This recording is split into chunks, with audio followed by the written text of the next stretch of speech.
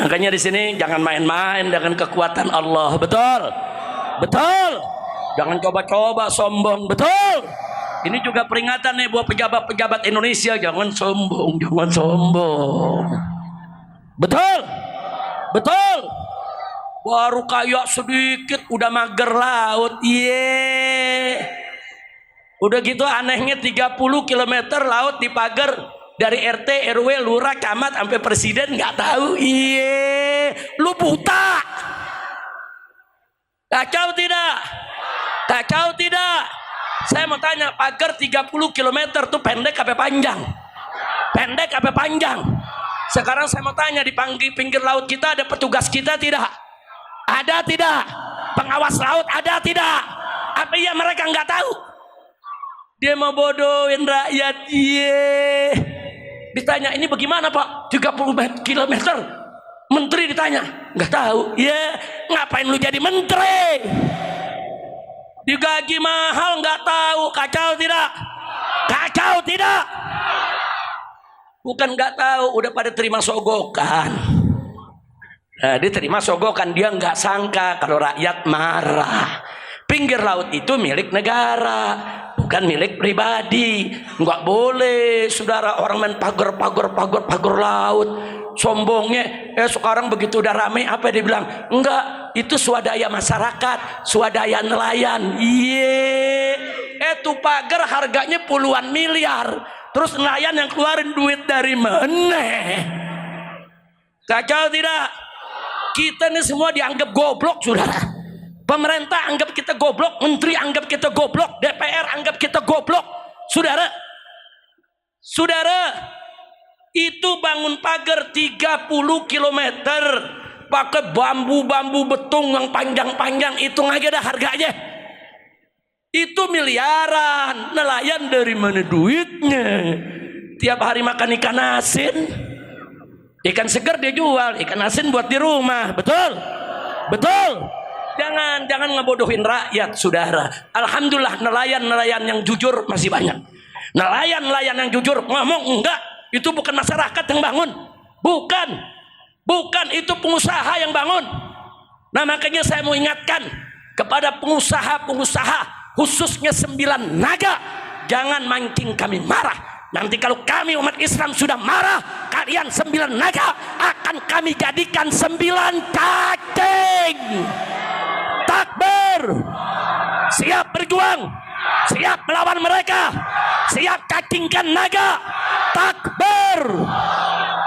Mentang-mentang banyak duit bisa bawa jenderal, nakut-nakutin rob, gua kepret loh. Jangan takut ya kawan, betul. Makanya rakyat yang ada di Tangerang, yang di pinggir laut sana terus berjuang, rebut hak kalian, rebut hak kalian. Kalian punya hak untuk melaut, kalian punya hak supaya lautnya bebas, kalian untuk berlayar, kalian punya hak untuk menjaga tanah kalian, kalian punya hak untuk tetap hidup di tanah kelahiran kalian. Jangan takut dengan 9 naga premannya atau oknum pejabat yang mendukungnya. Demi Allah, kalau rakyat di sana sudah bersatu saudara, betul-betul mau menegakkan keadilan, saya akan ajak semua umat Islam rame-rame kita bela rakyat, hancurkan 9 naga saudara. Takbir, siap berjuang, siap lawan 9 naga, siap jadikan naga sebagai cacing. Takbir. Kalau udah digituin baru dia pada mencret dari urusannya saudara. Jangan, nggak boleh menzalimi rakyat, tidak boleh. Jangan berbuat zalim. Lihat tuh Amerika, dia berbuat zalim Palestina, Allah balas saudara. Sekarang juga kita lihat saudara, kemarin di rezim yang lalu di bawah pimpinan Jokowi banyak ulama ditangkap, ada habaib juga di penjara, ada kiai yang difitnah berbuat mesum. Betul. Oh, fitnahnya macam-macam saudara. Begitu dia turun sekarang saudara, Allah buka semua boroknya, Allah buka korupsinya, nepotismenya, jahatnya, boroknya, bobroknya saudara. Sampai dibuka juga isu tentang istrinya suka terong muda. Saya nggak paham tuh terong apa tuh. Lu mikir sendiri dah apa bener. Ini yang namanya netizen tega banget saudara. Sampai yang begitu-begitu ditelanjangin netizen. Lu tega banget lu. Mudah-mudahan sih nggak bener. Amin. Amin. Tapi kalau bener kelewatan. Ini kekuasaan Allah, jangan sombong. Saudara baru kemarin berkuasa. Oh, basur-basur teriak, ini seperti Sayyidina Abu Bakar Siddiq. Iya. Berikutnya dibilang, ini kayak Sayyidina Umar. Iya. Berikutnya lagi bilang, ini kayak Sayyidina Utsman. Berikut lagi bilang, ini kayak Sayyidina Ali pemberani. Iya. Begitu melengsar apa Basir bilang, ini kayak Nabi Muhammad. Pala lu bomenyan. Nah sekarang akhirnya apa? Begitu lengser saudara, lembaga jurnalis internasional menobatkannya sebagai presiden terkorup di dunia. Katanya kayak Sayyidina Abu Bakar. Sayyidina Abu Bakar mana ada korupsi, betul? Betul. Saya tanya Sayyidina Abu Bakar Siddiq radhiyallahu anhu korupsi tidak? Korupsi tidak? Sayyidina Umar korupsi tidak? Sayyidina Utsman korupsi tidak? Sayyidina Ali korupsi tidak? Nggak ada yang korupsi mau dibilang kayak sahabat Nabi. Masya Allah, kira-kira jelas gak? Lanjut. Kalau ada intel yang nyatet nih panitianya Habib Y ini. Bukan polisi udah bosen nangkep saya, dia pengen nangkep panitianya. Bu. Ini Habib Y ini foto. Alhamdulillah, enggak usah takut. Yang hak katakan hak, yang batil katakan batil. Setuju? Nah makanya saya ajak umat Islam. Ada yang nanya, Beb bagaimana nih Beb? Kok negara kacau begini Beb? Bagaimana nih Beb? Ini apa yang mesti kita lakukan? Saya bilang tenang, nih buaya lagi ribut sama buaya. Kalau buaya sama buaya lagi berantem, lu jangan misahin, ntar lu digigit. Betul? Buaya sama buaya ribut, diamin aja, gelar tikar tonton. Ya kan sekarang lagi pada ribut dia media saudara.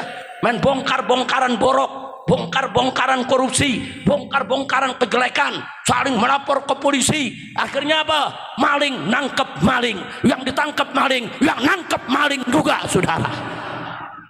Nah kalau begitu saya mau tanya saudara, ikut campur apa nonton aja? Ikut campur apa nonton? Alhamdulillah.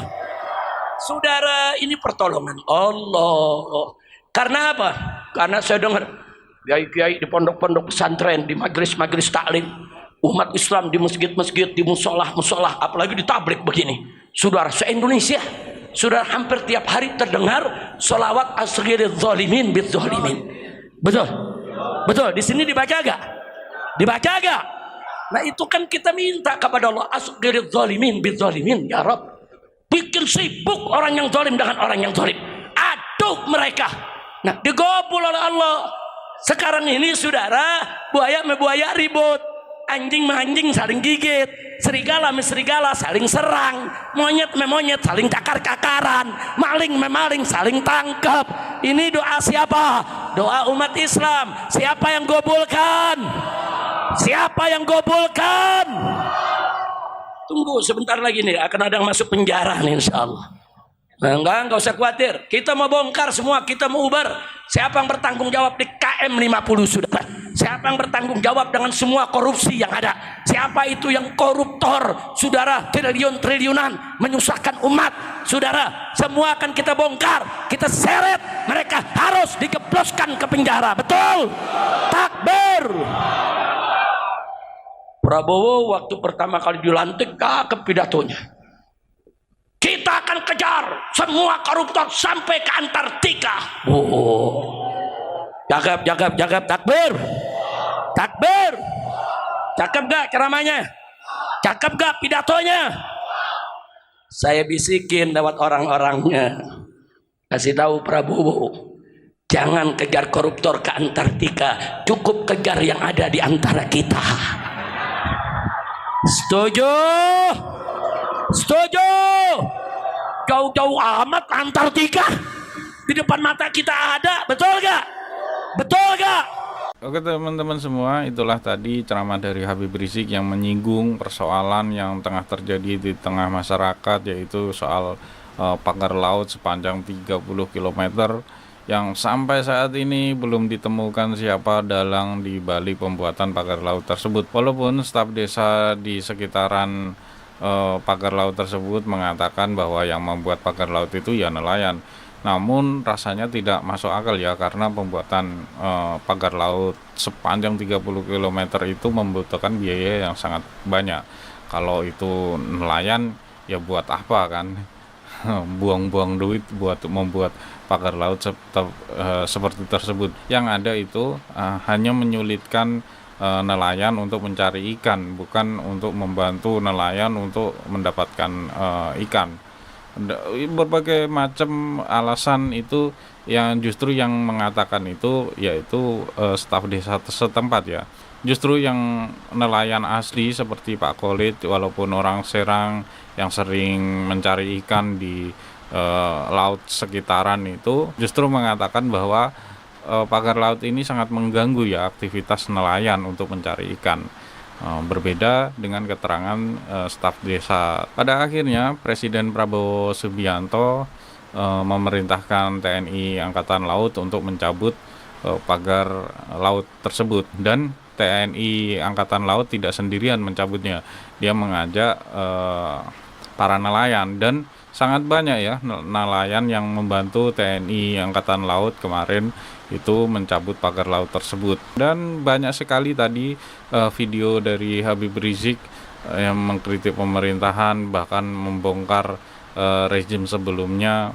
Banyak sekali, dan semoga saja apa yang disampaikan oleh Habib Rizik menambahkan ilmu dan membuat sadar para pembencinya.